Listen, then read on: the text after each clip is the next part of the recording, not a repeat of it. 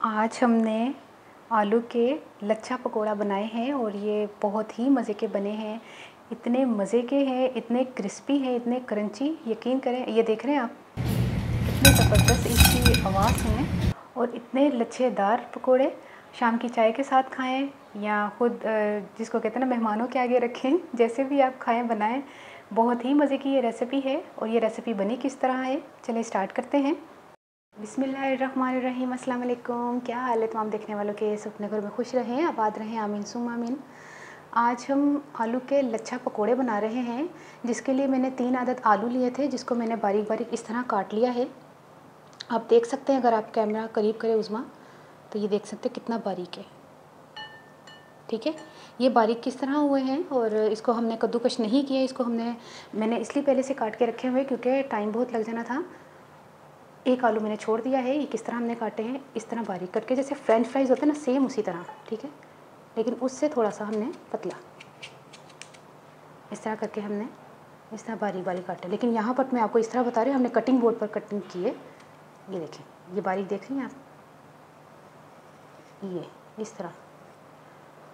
अगर हम कद्दूकश करेंगे तो कद्दूकश से बहुत ही ज़्यादा बारीक हो जाएंगे, और ज़्यादा बारीक होने से इतने क्रिस्पी नहीं बनेंगे। थोड़ा सा मतलब इसको इतना रखना है कि कद्दूकश से थोड़ा सा ज़्यादा।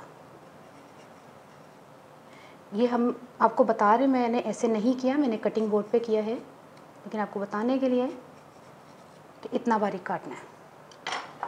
ठीक है, इतना बारीक काटने के बाद मैंने ठंडे पानी में इसको तकरीबन 15-20 मिनट से इसको डिबो के रखा हुआ है। अब हम इसको निकाल लेते हैं। आलू को हमने पानी से निकाल कर छलनी में डाल लिया है, पानी ड्राई कर लिया है। 1 कप बेसन, 6 से 7 हरी मिर्चें बारीक काट लें।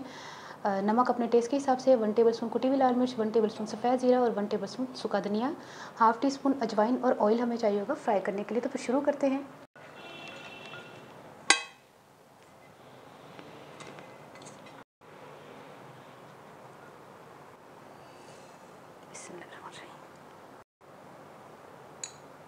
नमक अपने टेस्ट के हिसाब से। अब इसको मिक्स करते हैं, क्योंकि हमें पता है कि इसको ज़्यादा पानी नहीं लगेगा। ये आलू में जो पानी होगा उससे भी ये मिक्स हो जाएगा। पानी अगर चाहिए होगा तो बहुत थोड़ा सा। इसको पहले अच्छी तरह इसी तरह मिक्स करते हैं बग़ैर पानी के। मैंने बर्तन चेंज कर लिया है, क्योंकि वो बर्तन छोटा पड़ रहा था और हाथों से मिक्स करना है, स्पैचुला से मिक्स नहीं हो रहा था। और थोड़ा सा हमें पानी चाहिए होगा, 2 से 3 खाने के चम्मच। इसको मिक्स करते हैं अच्छी तरह। गरम करने के लिए रख दिया है, पकोड़े फ्राई करते हैं। बहुत ज़्यादा बड़े साइज़ के पकोड़े मत बनाइएगा, छोटे छोटे।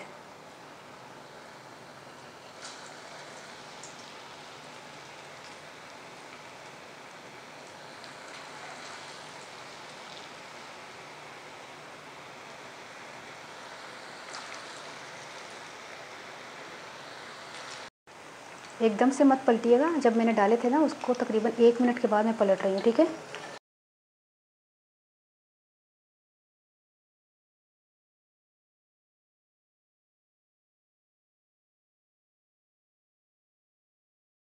देखिए पकोड़े हो गए हैं और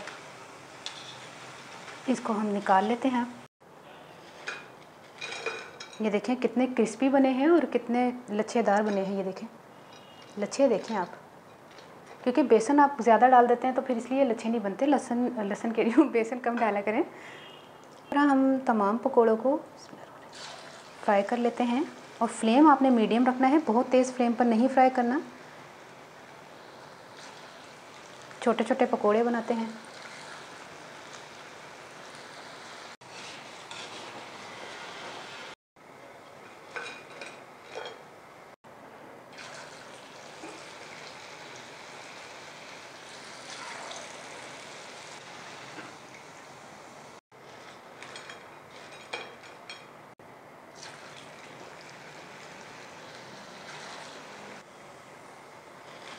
ये देखें आलू के क्रिस्पी लच्छा पकोड़ा तैयार हो गए हैं। ये देखें आप,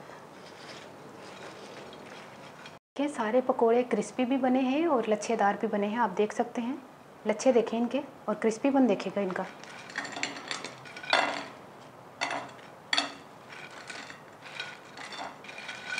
या आप चाहें तो इसके ऊपर थोड़ा सा चाट मसाला भी छिड़क सकते हैं इस तरह। ਹੁਣ मैं पंजाबी च दसदा कि मैं ना 3 आलू ले सन ते उन्होंने मैं बारीक बारीक कट लिया सी। मेहनत तो बहुत हुई सी बारीक कट्टन नाल, क्योंकि अगर मैं चाहती ना तो मैं कद्दूकश भी कर सकती सी, लेकिन कद्दूकश ना बहुते बारीक हो जाने सन। ਤੇ ਤਾਂ ਵਾਸਤੇ मैं उन्होंने ना फ्रेंच फ्राइज़ तो मतलब एक अगर फ्रेंच फ्राइज़ ਨੂੰ ਤੁਸੀਂ ਦੇਖ ਲਓ ਤਾਂ ਉਹਦੇ 5-6 ਪੀਸ ਉਸ ਤੋਂ ਜ਼ਿਆਦਾ ਹੋਣੇ ਚਾਹੀਦੇ ਨੇ, ਇੰਨਾ ਬਾਰੀਕ ਕਰਨਾ। ਤੇ ਜਿਹਦੀ ਵਜ੍ਹਾ ਤੋਂ ਨਾ ਫਿਰ ਬੇਸਨ ਵੀ ਜਿਹੜਾ ਦੇਖੋ ਨਾ ਲੱਛੇ ਇਸੇ ਤਰ੍ਹਾਂ ਬਣੇ ਨੇ। ਤੇ ਬੇਸਨ ਮੈਂ ਲਿਆ ਸੀ 1 ਕੱਪ। ਹੁਣ 3 ਆਲੂ ਦੇ ਵਿੱਚ 1 ਕੱਪ ਬੇਸਨ ਦੇ ਵਿੱਚ ਪਾਣੀ ਬਿਲਕੁਲ ਥੋੜ੍ਹਾ ਸਾ ਮਾਮੂਲੀ ਸਾ ਪਾ ਕੇ ਉਹਨੂੰ ਮੈਂ ਮਿਕਸ ਕੀਤਾ, ਲੇਕਿਨ ਪਹਿਲੇ ਪਾਣੀ ਨਹੀਂ ਪਾਉਣਾ। ਪਹਿਲੇ ਤੁਸੀਂ ਮਿਕਸ ਕਰਨਾ ਜਿੰਨਾ ਤੁਹਾਨੂੰ ਰਿਕੁਆਇਰਡ ਹੋਏਗਾ ਪਾਣੀ, ਉਹਨਾਂ ਪਾਣੀ ਪਾ ਕੇ ਤੁਸੀਂ ਮਿਕਸ ਕਰਨਾ। ਉਸ ਤੋਂ ਬਾਅਦ ਤੁਸੀਂ ਆਇਲ ਗਰਮ ਕਰਨ ਵਾਸਤੇ ਰੱਖੋ। ਸਾਰੀਆਂ ਚੀਜ਼ਾਂ ਪਾਤੇ ਨੇ, ਸੁੱਕਾ ਧਨੀਆ, ਜ਼ੀਰਾ, ਹਰੀਆਂ ਮਿਰਚਾਂ, ਨਮਕ ਵਗੈਰਾ ਪਾ ਕੇ ਨਾ ਅਤੇ ਮਿਕਸ ਕਰਕੇ ਫ਼ੌਰਨ ਹੀ ਤਲਣਾ ਸ਼ੁਰੂ ਕਰ ਦੇਣਾ। ਉਹਨੂੰ ਰੱਖਣਾ ਨਹੀਂ, ਵਰਨਾ ਰੱਖੋਗੇ ਨਾ ਤਾਂ ਫਿਰ ਉਹ ਤੁਹਾਨੂੰ ਪਤਾ ਹਮੇਸ਼ਾ ਪਾਣੀ ਛੱਡ ਦਿੰਦਾ, ਅਤੇ ਫਿਰ ਉਹ ਇਸ ਤਰ੍ਹਾਂ ਦੇ ਤਾਂ ਕਦੇ ਵੀ ਨਹੀਂ ਫਿਰ ਬਣਨਗੇ ਲੱਛਾ ਪਕੌੜਾ, ਤਾਂ ਕਦੇ ਵੀ ਨਹੀਂ ਬਣਨਗੇ। बना के ट्राई करके दसना तुहानू रेसिपी कैसी लगी। शाम की चाय के नाल उसमें कितना मज़ा आता ना। और अचानक कभी दिल करता है कि चलो अज मौसम अच्छा है, क्योंकि हूँ तो अगों जुलाई का महीना है तो बारिशां ही बारिशां होनियां ने, तो दिल चाहेगा कि पकौड़े वगैरह बनाओ। अज मैं रेसिपी तुहानू इसलिए दी है कि अज थोड़ा कराची का माहौल थोड़ा ठंडा ठंडा होया था, तो दिल चाह रहा सी पकौड़े बनाते। मैं चलो रेसिपी भी ट्राई कर लें तो तुहानू भी शेयर कर लें। बना के ट्राई करके मैंने दसना तुहानू रेसिपी कैसी लगी। अपनी दुआ ज़रूर याद रख लेना। ओके, अल्लाह हाफिज़।